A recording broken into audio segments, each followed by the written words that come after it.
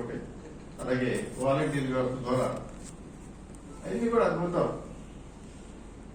ఇప్పుడు అయితే చిన్న చిన్న లోపాలు ఉన్నాయి, క్షమించాలి మేడం, మీరైతేనే తీసుకెళ్ళగలరనే ఉద్దేశంతో ఆ లోపాలు చాలా మంది అసలు ఆ లోపాలు కనుక ఆయన దృష్టికి వెళ్ళి ఉన్నట్లయితే ఈ రోజున అసలు ప్రతిపక్షం అనేది ఉండేది కాదు.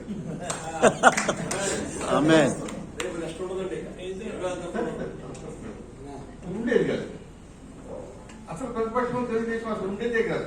ఆయన ఎంతకాలమైనా ఆయన కావాల్సినంతకాలం, ఆయన ఎంతకాలం కావాలనుకుంటే అంతకాలం ఆ పరిపాలన కొనసాగించడానికి అవకాశం ఉంది.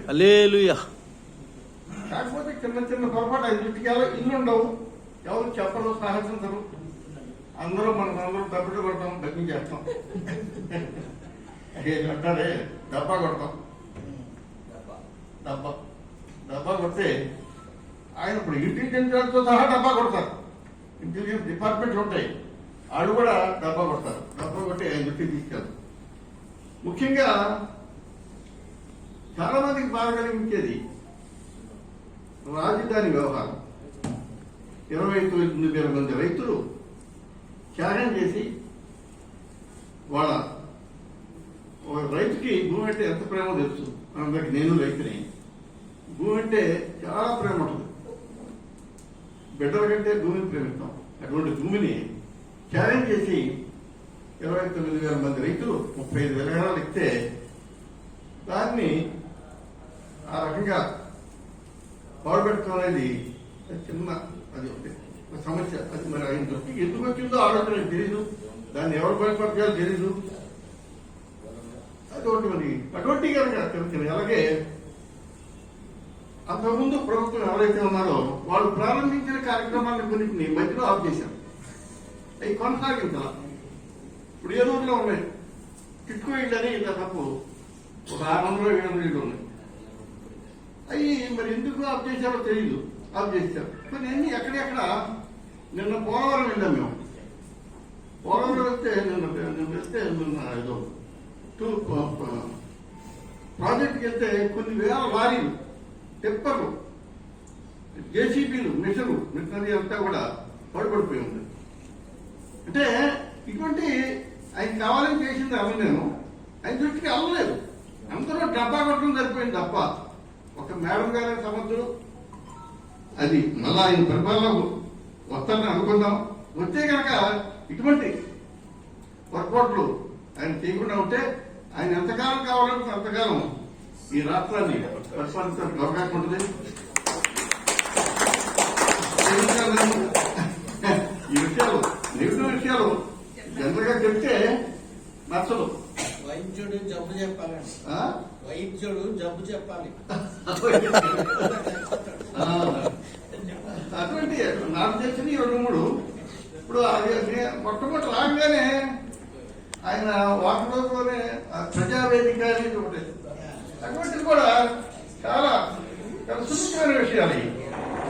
అటువంటి కూడా కొన్ని విషయాలు మరి ఎందుకు నిర్ణయం తీసుకున్నారు, ఎవరు చెప్పారు, ఆయన ఏ పని చేసినా డబ్బా కొట్టడం, అది దాంతో కొంచెం అటువంటి పొరపాట్లు జరగకపోతే ఇవాళ అసలు విధులు ఉండేది కాదు. పరిపాలన సక్రమంగా ఉంది, పథకాలు అద్భుతంగా ఉన్నాయి, అందరికీ కూడా సక్రమంగా అందుతున్నాయి. తర్వాత మేడంకి ఇంకో చిన్న సలహా ఏమిటంటే, వచ్చే మన పరిపాలనలోకి వచ్చే కనుక వృద్ధులకి 3,000 ఇస్తున్నారు. 3,000 కాదు, దాన్ని 5,000 చేయండి. 5,000 చేసి ఎంతమంది అర్హులు ఉంటే అంతమందికి ఇవ్వాలి. ఎందుకంటే ఒక ఎంప్లాయీ ఉన్నాడు, ఎంప్లాయీకి దాదాపు రిటైర్ అయిన తర్వాత అతనికి 40,000-50,000 రిటైర్మెంట్ ఇస్తున్నారు. ఎందుకు ఇస్తున్నారు అతనికి? ఇప్పుడు ఒక 30 సంవత్సరాల్లో 40 సంవత్సరాల్లో ఆ సేవ చేశాడు కదా, దేశానికి సేవ చేశాడు.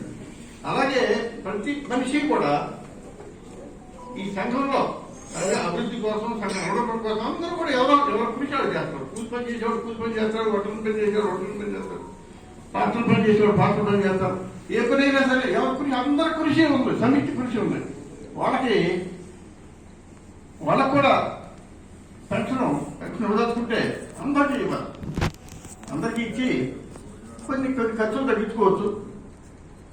ఈ పెన్షన్ విషయం నాకు ఎప్పుడు అనిపిస్తుంటది, ఒకటికే ఇవ్వడం అనేది భార్య వాళ్ళు చెప్తున్నారనుకోండి, ఒకటికే అయితే మందులు ఇవాళ ఖర్చులు కానీ ఇవాళ జీవన ప్రమాణం పెరగడం వల్ల, ఈ మందులు ఖర్చులు పెరగడం వల్ల ఇవ్వాల్సిన పరిస్థితి ఉంది.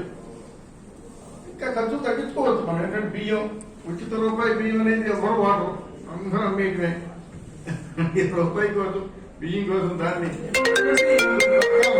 సెంట్రల్ గవర్నమెంట్ తరఫున ఏదైనప్పటికీ దాన్ని కూడా చేరుకోవడానికి ఒక రకంగా అటువంటి కొన్ని తీసుకుంటే అందులో నుంచి సేవింగ్స్ ని తీసుకొచ్చి ఇటువంటి స్కీముల్లో పెడితే చాలా మందికి ఉపయోగంగా ఉంటుంది.